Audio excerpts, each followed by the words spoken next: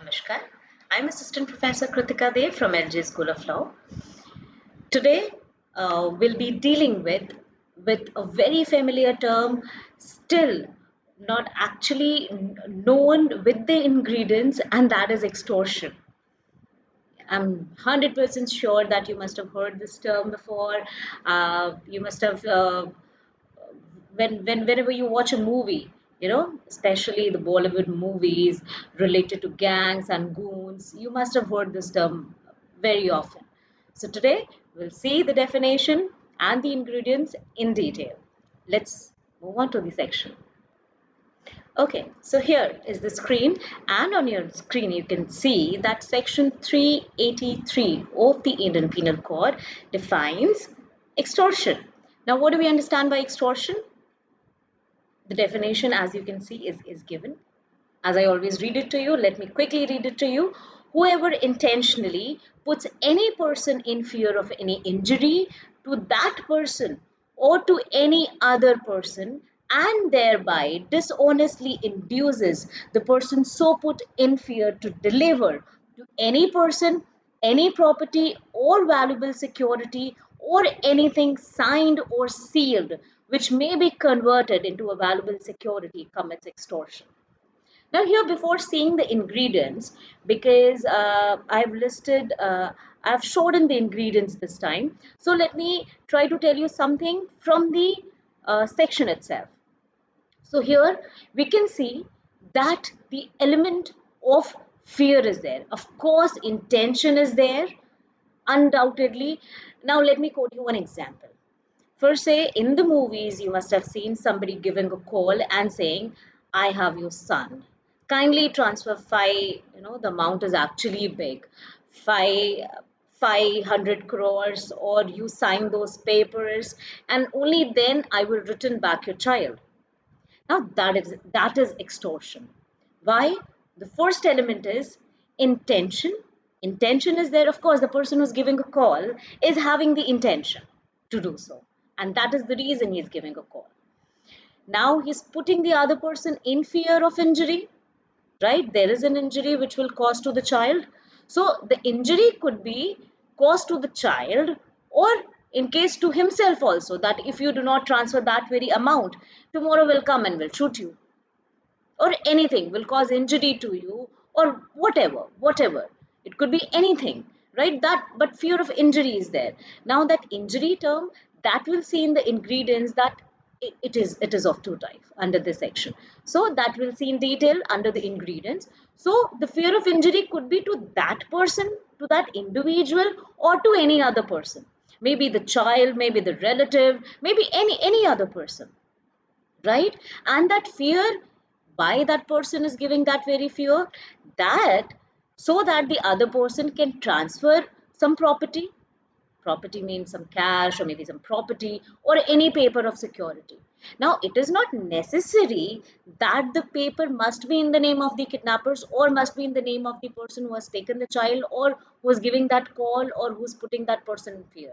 It could be in the name of anybody else also. He could even say that transfer that amount in the name of my wife, or in the name of my XYZ friend, or in the name of my XYZ partner or XYZ person, right? So I hope by this you must have got an idea at least what we are talking about. Now let's see the ingredients. So here, as we are seeing the slide, here it is clearly written that putting any person in fear of injury to himself or another. So the term himself or another, we have discussed it when we were reading the section, but the injury here could be physical as well as mental. Now, coming to the physical injury, we are aware of that the person might say that, I'll kill your child, or on the phone, of course, he's saying, I'll kill your child, or tomorrow I'll come, I'll put a mark on your face, or whatever. So that is a physical injury. But what about the mental injury? Now, the mental injury could be, what if the person says that you transfer that amount or you transfer that property in my name, otherwise, I will put defamatory information about you in the newspapers. I have some information about you and I'll put that in the newspapers tomorrow. Now that is an injury, that is a mental injury to the reputation. So yes, injury here does not only mean the physical injury, it also involves the mental injury, right? Any kind of, mental injury, as I said, the reputation as well. So reputation is also covered under this, that I'll publish your photographs. I have your secret photographs, which are, of course, you don't want them to be in public, and I'll publish them. So that is in fear of injury, that is the mental injury. Correct? So it involves both mental as well as physical. Now, the next ingredient is dishonest inducement to deliver property or valuable security. So, as I said, it should not be, the person can even tell you that I am sending you the blank paper, put your signature on it. There is no property that you have transferred, there is no cash that you have given, you just signed on the blank paper. Now that blank paper can be converted into a valuable security. They can type anything on it and that will come into execution because you have given your signature on that very paper. So it did not be property which can be seen, it did not be a paper where everything is written, or did not be a cash always. It could be anything which later on can be converted into a valuable security. As I said, taking your sign on a blank paper, right? So dishonest inducement is there. Now with this, let's move on to the, excuse me.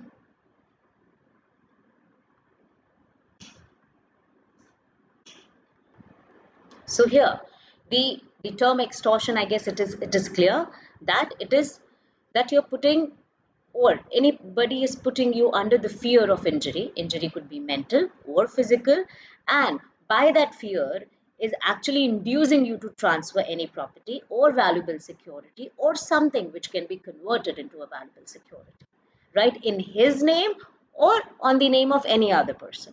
Correct? Now, with this, it is very important to know the difference between theft and extortion. So, when it comes to theft and extortion, I have listed the difference here. Now, you can see the difference. Firstly, in theft, you must have seen that, of course, it is taken without consent. The first element you remember, it is always taken without the consent, only then it is theft. But when it comes to extortion, the property is actually taken with your consent. You have the consent to give that property, of course, out of fear, but you do consent. You give your property willingly, right? Of course, after that willingness, you have that fear, but there you had no consent. Here, the person has the consent. The second element is in theft, you could see that there was no element of force, right? Somebody, quietly took your purse from your pocket, or your wallet from your pocket. Somebody took your ring from your house, and then you are, you know uh, the giving the search warrant, of course, in not lawful manner completely, but allowing people, not allowing people to leave the house and anything like that. So there you can see that element of force is not there. But when it comes to extortion, element of force is there. Of course, the other person is forcing you to transfer the property, right? Now with this, move on to the next difference. The next difference is, when it comes to theft, as I mentioned, it is committed in respect of movable property. Theft can never be committed in respect of immovable property, whereas in extortion there could be movable as well as immovable property. It comprises of both. Now, in theft, as we had discussed, that there is no delivery of property. You do not actually deliver the property, but under extortion, you tend to do so. So, these are the basic differences between theft and extortion, and it is very important to know the difference because in the next session, we are going to see robbery. Now you can actually have imagination. What do you think about robbery in general? But that is the topic we are going to discuss later. And there again, we'll have to see theft and extortion. So it is very important for you to know these terms separately and also know the difference between the two. Now with this, let's see the punishment. The punishment is up to 3 years. For theft also, it was up to 3 years, or fine, or with both. Right? So punishment for extortion and theft are the same. And with this, We are done with today's session. We are done with extortion as well. And till then, as I always say, keep reading, keep revising, and take very good care of yourself till then. Thank you.